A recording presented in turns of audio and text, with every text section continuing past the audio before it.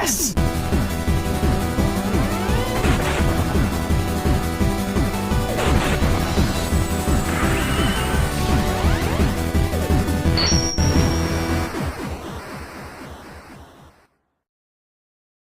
Happy Black Friday, everyone, and welcome back to another brand new episode of The Completionist. While the world ends with everyone going out and killing each other for deals, I'd like to sit down and play my absolute favorite 3D Mario game all day long. Yes, I said it, Super Mario Galaxy 2 is my favorite 3D Mario game.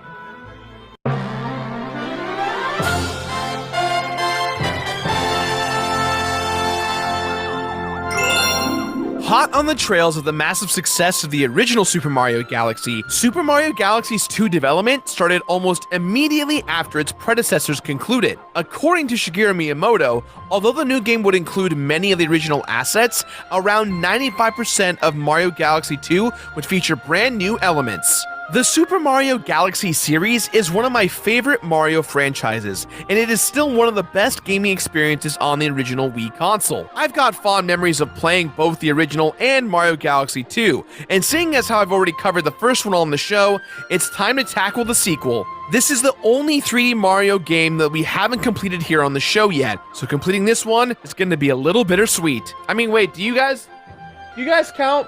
You don't count Paper Mario, right? Or like the DS ones? No! Kinda. Paper Mario is 2D, if anything. I wanted verification from the council of people who watch me record voiceovers. Super Mario Galaxy 2's story begins almost exactly like that of the original Super Mario Galaxy. The Mushroom Kingdom is once again celebrating the Star Festival, which only happens once every century. Wait, does that mean that this game takes place a whole 100 years after the last one? Is this some sort of alternate universe thing? Something doesn't add up here. But who cares about all that when there's cake to be had at Princess Peach's castle? Gotta love them cake booty calls. Booty letters? Yeah, booty letters. Booty, rockin' everywhere. Rockin' everywhere! Soon after arriving, Mario stumbles across a little baby Luma that looks like it's been abandoned by the rest of its litter. The dazed and confused Luma, who seems capable of communicating only in PlayStation symbols, quickly takes up residence underneath Mario's cap, which also gives Mario access to his patented spin move. That's called symbiosis, kids. Not the symbiote suit, those are two different things. Mario finds the entire area under attack by Bowser yet again. Only this time, Bowser's freaking huge and raining death from the skies. Man, way to step up your game! Bowser boasts that the power of the stars is already in his possession, along with poor Princess Peach. He also claims that since he's such a big shot now, the tired old Mushroom Kingdom no longer holds his interests. Bowser desires a galactic empire that's more befitting of his newfound buff boy status. Setting off for the center of the universe, Bowser Hulk jumps into warp speed, leaving nothing but destruction and broken promises of cake in his wake. Cake wakes. With the help of a few friendly Lumas, Mario blasts off in pursuit, leading him to a galaxy where he proceeds to deliver a spanking to Pee-wee Piranha. After collecting his first of many power stars, Mario finds himself on a strange planetoid that's inhabited by a group of Lumas and their super chill leader Lubba. In my mind, this guy looks like he would sound just like Biggie Smalls. The head right, Biggie there, and I Papa been smooth since days of under rules. My man Lubba explains that the planetoid is actually his spaceship, but since Bowser recently jacked all of his crew's power stars, the ship has basically been dead in the water. Thankfully, the baby Luma helps to initiate a partnership between Lubba and Mario. The mission? Reclaim the power stars and retrieve Princess Peach. With his magic big boy Luma powers, Lubba transforms his ship into a replica of Mario's head that looks like something out of a Lionel Richie video. It's wonderful. This is how I see you. With Mario at the helm, the crew sets off to defeat Bowser once and for all. Again. For the final time. Again. The story in Mario Galaxy 2 may be a bit cliche, but its storybook conceit is extremely endearing. Sure, it's a little disappointing that the plot is almost an exact recreation of the first games, but that never stopped franchises like The Legend of Zelda from delivering quality games time and time again. The narrative may be simple, but Mario has never needed much of a story to do what it does best. The game tells you just what you need to know, and then gets out of the way for fun.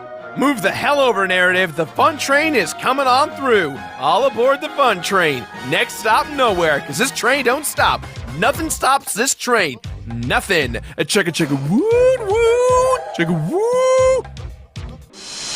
Chugga woo woo. Mario Galaxy 2 presents a pristine package of fun, variety, and creativity to the player. There aren't many other games out there that attempt to marry the delightful, cartoony style often found in Mario games, with the gorgeous vistas and epic scale that come with space-based adventures. This outer space theme is once again utilized in Mario Galaxy 2 to provide an utterly unique experience, with mechanics like fluid gravity and wild camera angles. The first Mario Galaxy admittedly had its fair share of spots where these varied mechanics resulted in a headache or two, or 3, or 10. And while they're not perfect in the sequel, most of the bugs have definitely been ironed out. It's a huge improvement, you guys. Mario Galaxy 2 also provides a lot of variety across its many worlds and planets. Just when you've had enough of the snowy slopes of an ice-themed level, the game throws a spooky haunted house your way. The range and tone across these levels is just as impressive. You've got cute, safe-feeling areas like the Honey Bloom Galaxy, as well as the foreboding fortresses that appear at the end of every world. Surprising the player by throwing Mario into a one-off world full of giants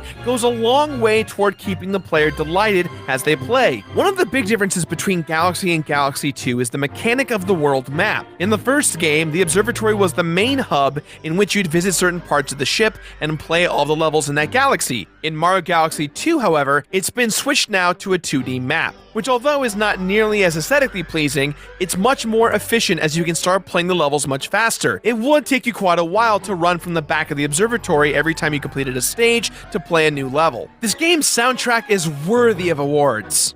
Oh, it was nominated for an award. Well, good, because it's gorgeous. It's fully orchestrated and it offers more genres that you can shake a Wiimote at. You've got country tracks, sci-fi sounding tracks, and even stuff that sounds straight out of a 70s adventure film. The game may have a bunch of brand new music, but it also features plenty of returning favorites from the original Mario Galaxy soundtrack, as well as tracks from throughout Mario's history. The sound design also impresses with its adaptability toward how you play the game. For example, the music often becomes a bit more understated and serene when fully submerged in water. This kind of attention to detail demonstrates the care that went into Mario Galaxy's sound design. The game's presentation is a celebration of all things Mario. I mean, come on. Playing an almost exact recreation of Tall Tall Mountain is the stuff dreams are made of. Mario Galaxy 2, without a doubt, honors the past while also improving upon older concepts and introducing new ideas. But real talk, if Nintendo just remade Super Mario 64 with the current date HD graphics, I'd be all over that like a hungry Luma on Starbits. Give me that! Gimme! The gameplay in Mario Galaxy 2 is, for the most part, ripped straight out of the first one. But make no mistake, this is a case of, if it ain't broke, don't fix it. Mario can still perform his signature series of leaps and jumps, and thanks to the baby Luma living inside of his scalp, he's still got access to his spin attack. And Mario's gonna need all those abilities since platforming is still the meat and potatoes of this Mario experience. Thankfully, the controls are still just as responsive as you'd expect from a Mario title, except for a few instances where the camera is a bit stubborn or when the game forces you to use the Wiimote in unique ways. It's always a bit disappointing whenever the game takes the controller out of your hand and then shoves it back into your fist in an uncomfortable position. I'm looking at you, balance ball levels and bird levels. But these Wiimote focus areas are blissfully small in number, and Mario Galaxy 2 manages to feel great the rest of the time. It's a very big improvement when comparing it to the first game, because in the first game, they're everywhere. They're freaking everywhere. There are 6 worlds to explore, each with 7 galaxies, and those galaxies each contain a few stages that reward you with a power star upon their completion. That's a whole lot of Mario to get done right there. While some stages are readily available, many are only accessible after meeting a certain criteria within the galaxy, and actually beating them will require a few different tactics.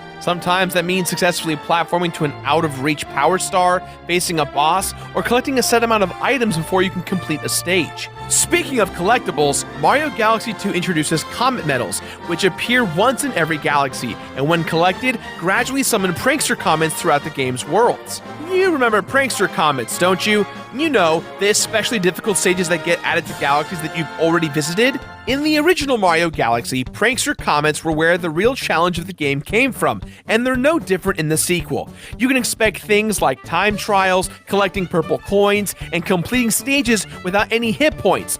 In classic Mario fashion, many stages also include little hidden areas that contain potential prizes.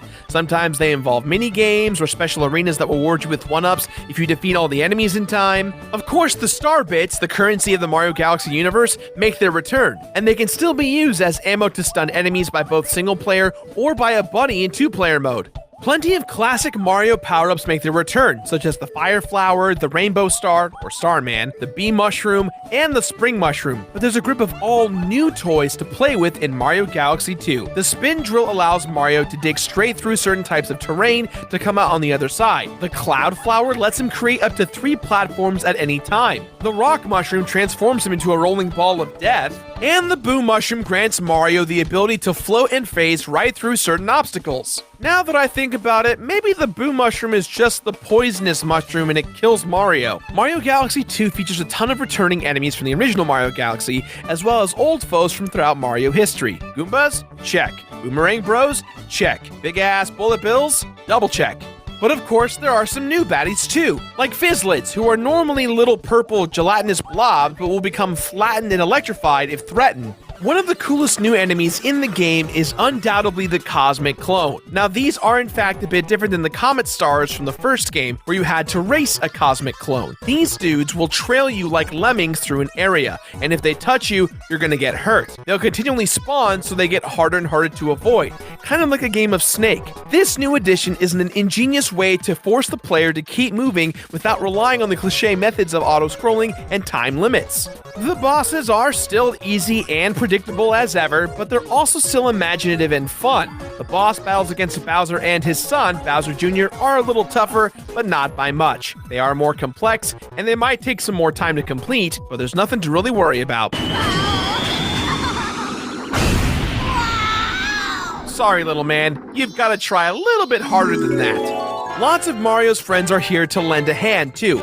Occasionally, you'll run into Luigi throughout the galaxies, and when you do, you'll be able to temporarily switch places with him. He's a bit faster and he seems to jump a little bit higher, but he also seems to have a lot less traction when coming to a stop. If you manage to complete a stage as Luigi, you can then replay it as Mario while racing against a ghost of Luigi. Hooray for sibling rivalry! Making his Mario Galaxy debut is Yoshi, and he's an absolute monster in this game, no joke. When playing with Yoshi, you're basically untouchable since he can easily reach out with his tongue from a distance and quickly eat any enemy that would normally pose a threat to you. His Flutter ability really helps out on some of the more difficult platforming sections, and he even has his own set of power-ups too. His Dash Pepper makes him sprint madly at high speeds. The Blimp Fruit allows him to float high into the air, and the Bulb Berry makes Yoshi glow bright as a light bulb. While back on board the Starship Mario, you've got a few buddies to keep you company. Of course, there's Lubba, who will occasionally remind you of real-life dangers, like remembering to take breaks every once in a while. You're looking out, big guy. Then there's the helpful Bank Toad, who will store your excess star bits,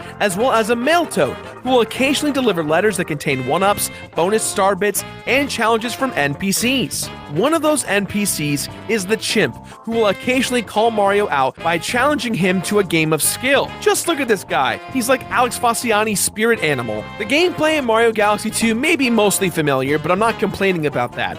It retains the greatest elements of the previous game, while also adding new and interesting stuff on top of it. The only thing missing is a Parappa the Rapper style minigame that features Lubba and the Chimp going in on each other with some freestyle rapping. Place your bets, baby. I'm gonna go with Lubba because he's notorious. He's the notorious LUBBA.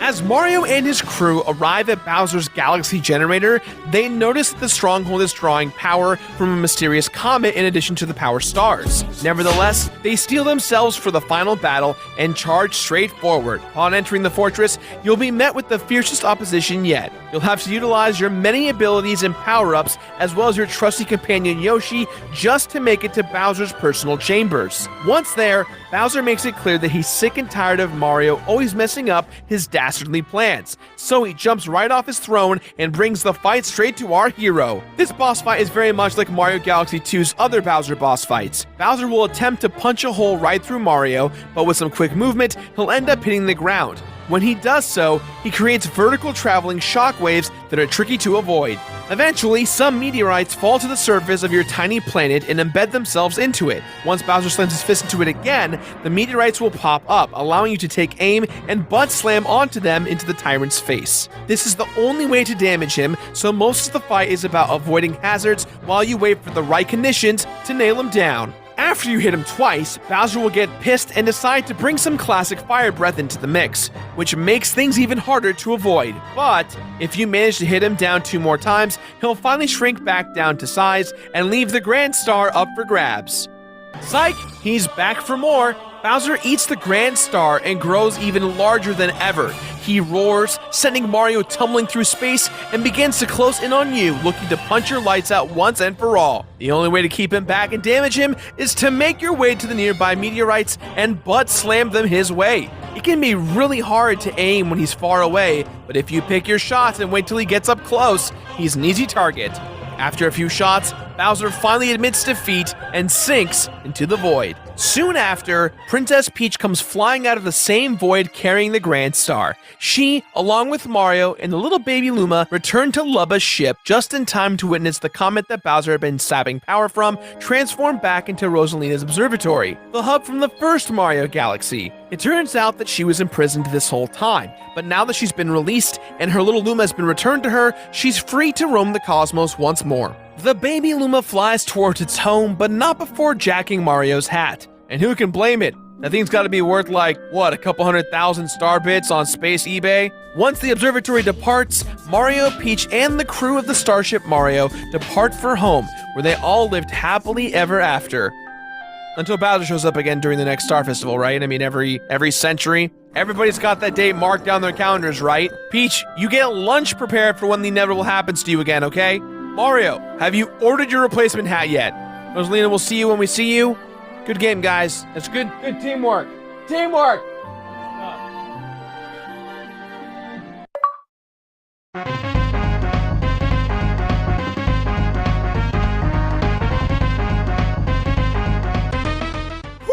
Boy, does this game have a lot of things to unlock and collect. Firstly, after beating the game for the first time, you'll be able to switch freely between Mario and Luigi. But if you somehow collect 9,999 coins, then there will automatically be Luigi ghosts on every single level without having to beat them as Luigi first. And if you've ever played a 3D Mario game before, then you know that there are bound to be more power stars besides the one you've collected on your first playthrough. Mario Galaxy 2 has a total of 120 power stars, and many of them can be found in the bonus world, known as World S, that's unlocked when you beat the game. World S is a fully functioning world, complete with its own galaxies, secret stars, prankster comets, and more.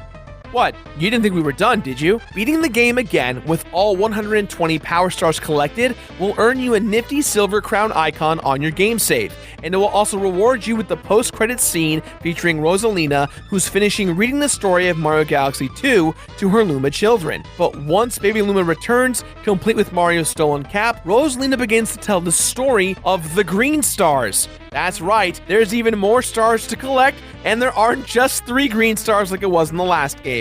There's a full 120 green stars to find. Once these green stars are unlocked, they'll swarm the worlds in the game and can be found in every one of the game's galaxies. The problem is that they're all pretty well hidden. Sometimes they're in plain sight, but many of them are diabolically tucked away, like within enemies or underneath the map itself. Finding them is like a giant game of hide and seek, but thankfully, the green stars make a distinct twinkling sound when you're nearby them. So if you're the completionist type, you best keep those eyes and ears open. If you manage to collect every green star, not only will you get a cool gold crown on your game save file, but you'll also unlock the Grand Master Galaxy. That's right, guys, we're not done. This secret bonus galaxy lies at the very end of World S, and is a gauntlet that features enemies and themes from throughout the game. Beating this level will give you your 241st Power Star. Oh, but that's not even the end of it. Remember Bank Toad? Well, if you deposit 9,999 star bits with him, it'll unlock the perfect run, a Prankster Comet version of the Grandmaster Galaxy, where you can't get hit at all. Accomplish that feat, and Rosalina herself will reward you with the very last Power Star for a grand total of 242 stars. This will also unlock a Platinum Crown for your save icon, a death counter for your entire playthrough, and a neat little message from Nintendo thanking you for playing the game. There's also a cool picture of every single star you've collected on your journey. Kind of puts things in perspective when you see them all lined up like that. Collecting that many star bits will also transform all the coconuts that appear in the game into watermelons, just like in the first Mario Galaxy. But even collecting every single thing in the game and unlocking everything possible, it still doesn't answer the greatest question of all. Just who are those creepy guys watching and following you in the Shiverburn Galaxy? Who the hell are you? What do you want from me? What are you waiting for?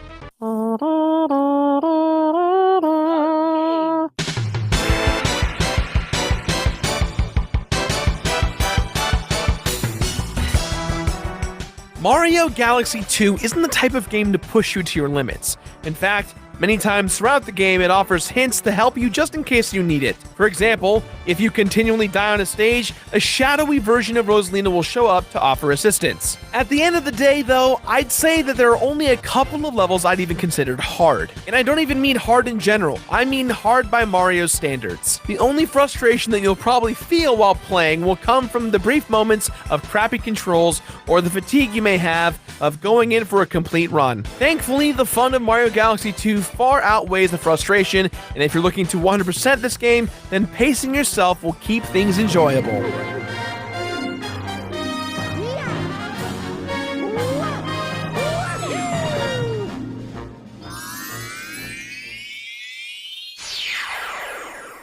Fun is what Super Mario Galaxy 2 is all about. From start to finish, it's an absolute blast to play and experience. It takes the very best from Mario's history and turns it into this beautiful game that's so worth checking out, especially if you have a Wii U.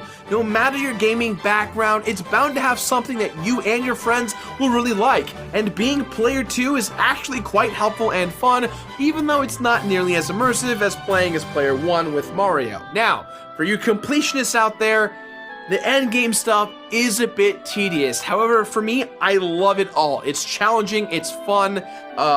You have the green power stars, you have the extra stars, Grandmaster Galaxy, you've got Luigi, Yoshi, so many fun extra things in this game to make it the perfect 3D Mario experience. So, with that in mind, guys, I give this game my completionist rating of Finna-pleated. Today's Black Friday special is brought to you in part by the Pixel Empire. Dylan and his crew must really love us over there at Pixel Empire. The Pixel Empire is an awesome website where you can go get some rad artwork for your wall. Check out some of their awesome high-res glossy video game and pop culture posters. That was a mouthful. And with Black Friday here, they've got some pretty solid deals going on right now. Still going on from before in regards to Star Wars, from now until December 18th, every Millennium Falcon poster purchased comes with a set of 11x17 posters that represent the original Star Wars trilogy. And their video game deals are still happening, with limited video game prints being on sale until the end of the year. There's a pick any 3 and pick any 4 prints combo package that are literally 50% or more off. And also, there are some special listed designs that are marked down specifically for Black Friday. And on top of all these sales, you can use coupon code Completionist upon checkout to get 15% off your entire order. Dylan, thank you so much, man. Happy holidays, brother. We appreciate your support here on the show. Are you still hanging out? I got you. Hit that subscribe button right there so you can continue to hang out with us all the time. And while you're at it, be sure to check out last week's video on the Power Rangers video game, the movie The Game, with special guest Steve Cardenas, the Red Ranger. And hey, if you want to watch last year's video on Super Mario Galaxy, the original, give it a click right here. That's all the time we've got for today, guys. So please, as always, let us know what you thought about today's episode somewhere on the internet. Guys, happy Black Friday. Be good, be safe, celebrate with family, celebrate with friends, pour one out for me, pour one out for Mark and Brett, because we're still here on Turkey Day, completing games and doing this video for you guys, and all that great stuff. Happy holidays. Now, if you excuse me, let's watch me fail at the Grandmaster Galaxy over and over and over again with some funny music. Take it away, Mark.